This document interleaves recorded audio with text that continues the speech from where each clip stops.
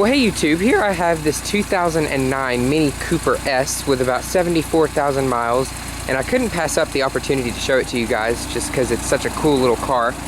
And so without any further ado, let's go ahead and get started. It is already running because the starting procedure is a little difficult because one, the key's in here, and two, the key's almost dead, so I couldn't do that while filming. So we'll go ahead and jump inside. And as you can see, standard Mini stuff in here.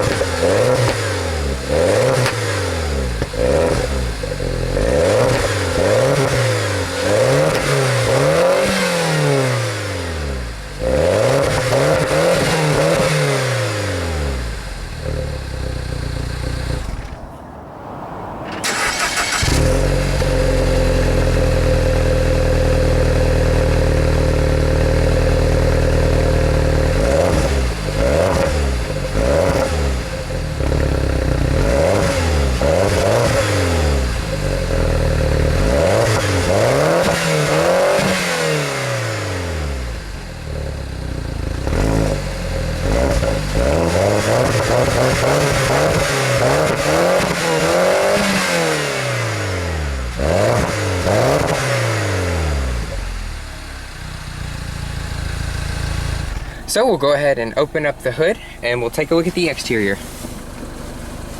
Just pull on that and then climb out, which is one of the harder things to do with this car because it is so small. It definitely lives up to its name of Mini, although it's nowhere near as small as the others of Minis in the past. And then you just locate the tab, which I find a little bit difficult. There it is. And then lift up. So what you're seeing is Mini's 1.6 liter turbocharged inline 4-cylinder, and I'll add the fuel economy and power specs into the annotations right here. Very clean engine, very civilized and educated looking. You can see how it has the headlight cutouts. I think that's a really cool touch. Hood sounds solid when you close it. You can see you have your S badge right there with your turn signals, black cap mirrors, chrome plated door handles, of course with the smart key. Now here's your fuel filler lid. This isn't the actual cap, there's the actual cap, but it's just made to look like old style. Now coming around to the back, you can see you have your orange reflector turn signals, as well as your red tail lamps. Mini badge here, rear wiper there, which I'm glad it flips all the way out because it makes it a whole lot easier to change. That was one of the issues I had with my Tahoe. Third brake light located up here. Spoiler mounted to the rear tailgate. We'll go ahead and open this up. Maybe. Well, no, let me go unlock it.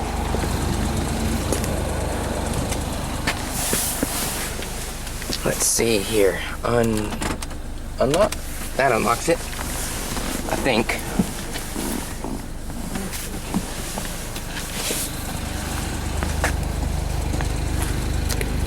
Yeah. So opening this up, you are greeted with a very tiny little storage area. It's not large at all. You have your floor mats back here.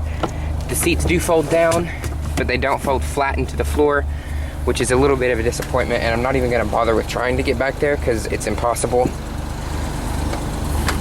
Tailgate's nice and light. Looking at the wheels, we have 205/45 R17s. Pretty nice looking rims actually, 4-wheel disc brakes, 4-wheel independent suspension. So we'll go ahead and jump inside and do a little tour of the inside of the car. Now getting into the Mini is not very easy.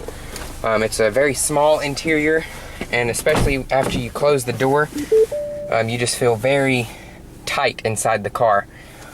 Coming to the top of the door, materials are soft and very close to you. You have like this finish line, painted plastic right here. Looks pretty nice. You have your chrome door handle right there. Power mirrors located right here in front of the speaker. Padded armrest, but it does go all the way through. So that's a kind of an interesting way of doing it. Coming to your stalks, there's your turn signals. If I can get it to go off. And here's your wipers right here. They work just fine. They're rather tiny though. And your rear wiper, located back there. Now, how do you turn these off? I think that's off, I don't know. Looking at your air vents, they are aircraft styled vents. I think that's pretty cool, adds a nifty little touch. Let's get some fan going in here, because it is very hot outside. Well, hot for December, it's like 60 degrees or so today. Coming to the top of the dash, all the materials up here, soft to the touch. There's your hazards button right there. More of your aircraft styled vents. Sorry, I had to adjust the climate control because it wasn't blowing right. Like I said, more of your aircraft style vents. Glove box release. Glove box is pretty decently sized for a small car like this. And it does have a vent in there too, so if you wanted to keep some fruit cold or something, you can definitely do that. This material here is soft to the touch. It matches the exterior of the car along with the material on the doors. Here's your stereo. I won't be able to demonstrate that because of copyright issues. I've gotten flagged, so I need to stop doing that.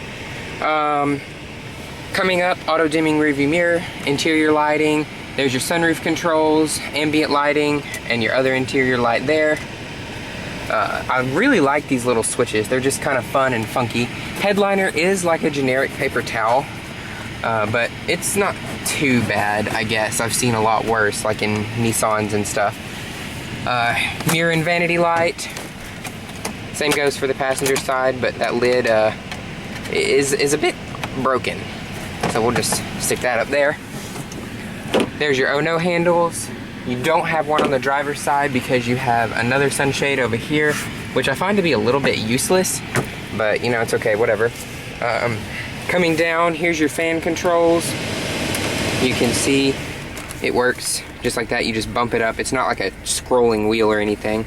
There's your power windows, fog lights, door locks, and your power window for the passenger side. It's not automatic or anything. Here's your cigarette lighter, non-smoker. Very, very glad about that. 2 cup holders, which are pretty tiny, if I'm honest. 6-speed automatic transmission with manual shiftability. You can shift them via the paddle shifters. Push that way to shift down, pull to shift up. There's no reverse backup camera or anything in this car, but you do get a sport mode down here, and then your traction control you can turn off via this button right here. The shifter is accented in a chrome release lever, and it has the S badge on it right there, you can see, which is a pretty cool little touch. Materials right here are hard to the touch, but that's okay. I mean, nobody really ever touches down here.